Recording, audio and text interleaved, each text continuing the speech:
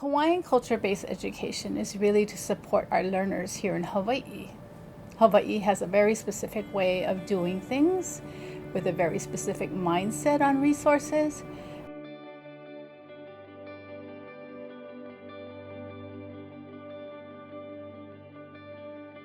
And therefore, our teaching and our learning should all be based on that, from that mindset, that worldview.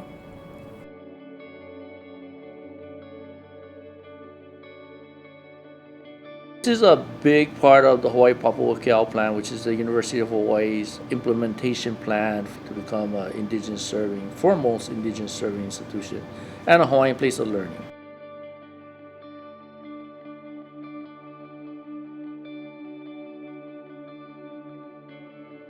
So we sat down with our division and our Hawaiian Council and others. We knew right away that we wanted to do something to support our students, but we also wanted to do something to support our faculty and staff on campus. We wrote this faculty development program into it where we would have cohorts every year. And we would introduce them to how we implement culture and place-based in our different work areas.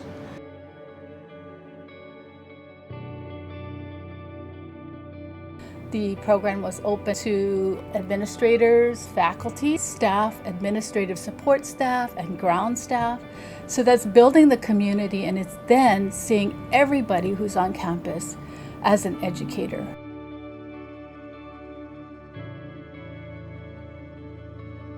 I think programs like this are really important in all campuses. I think for one, we've compartmentalized learning. We've compartmentalized what our jobs are, our roles are on campus. And this Ho'alaho program was actually building community and breaking down those walls. You know, our motto has always been what's good for Hawaiians is good for all of our students, and that's something we've always imparted on them. We also wanted it to be clear that we're not expecting them to teach Hawaiian culture. We're not expecting them to teach Hawaiian studies. It's an understanding that you're grasping the basic concepts of culture and place-based education and the importance of being culturally grounded and culturally relevant and how that can impact the students on campus.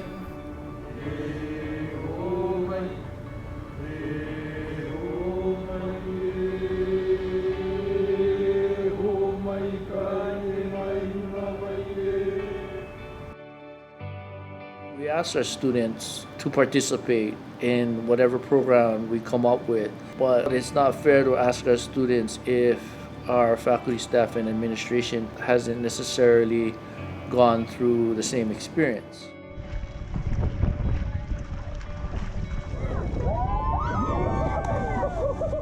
The sort of really main goal was to build a sense of community.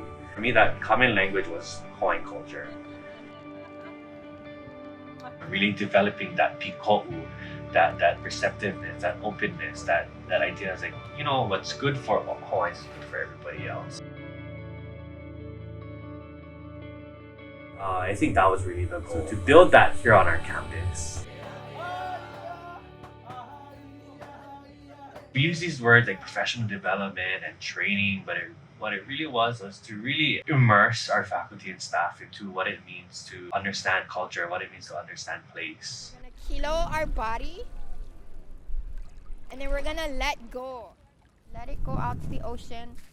Today is all about cleansing and healing and understanding that true concept of what our ancestors, all of our ancestors, wanted us to know. How to get back in tune with nature.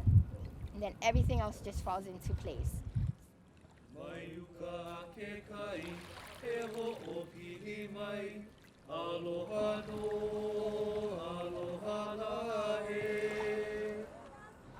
hope to really learn more about my worldview and also learn more about how we can really bring who students are as valuable and really emphasize that with them and help them see that that's equally important as the other things that they learn while they're here. I'm just really excited to get to know all of you and to know a lot of them. There's many hesitations of enrolling in a program that was Hawaiian, Many people thought, oh, is this really for me? You know, I'm not Hawaiian. Should I be learning this? Should I be doing this?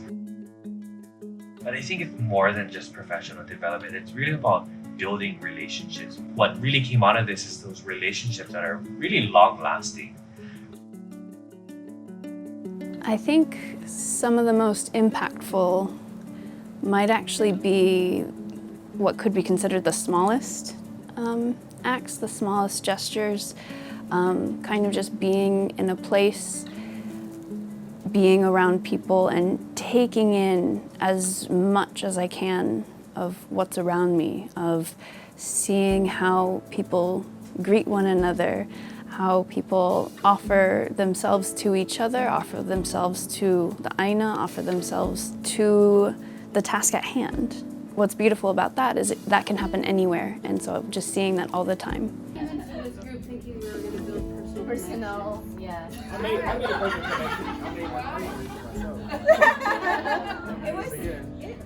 It felt anxiety producing for me because I was sitting here and I just wanted to like ask. We had a model, which was very helpful. We were just told, look at this and figure it out. Yeah, but I think we wanted the instructions. So we end up with that. Yeah, No, these are the learners that like the facts. We have no facts. Very, very frustrating. It was very frustrating. But this is, yeah, it's a good one, because I was like, am I in the wrong group? So yeah, it was clever. Cindy did a much better job. She had better visuals. Yeah. They're the ones that like to touch things and do things. We talked a lot. I'm kind of feeling anxiety right now because I really want to finish this. We sort of developed it around this metaphor of a popo. It's sort of the carrying net, which Auntie Jurina taught us. And so we developed it around this idea of a popo, meaning that it would it's this carrying net that would hold students, right? It's these different apo, right? These 4 apo are the 4 competencies, right? Ike ponua, Ike pikohu, Ike pilina, and then Ike koleana. So those are sort of the 4, I guess, Ike are sort of competencies that we kind of were imagining that our participants would need. That these get tied together, bound together. So they're all really kind of intertwined in the center, which is holding the students. And at the pico of that is Ike Hawaii, meaning Hawaiian culture. Being a part of this cohort and learning more about the history of this campus, I felt a greater connection to this campus as a whole. And the connections really are rewarding. You know, you got community, for instance.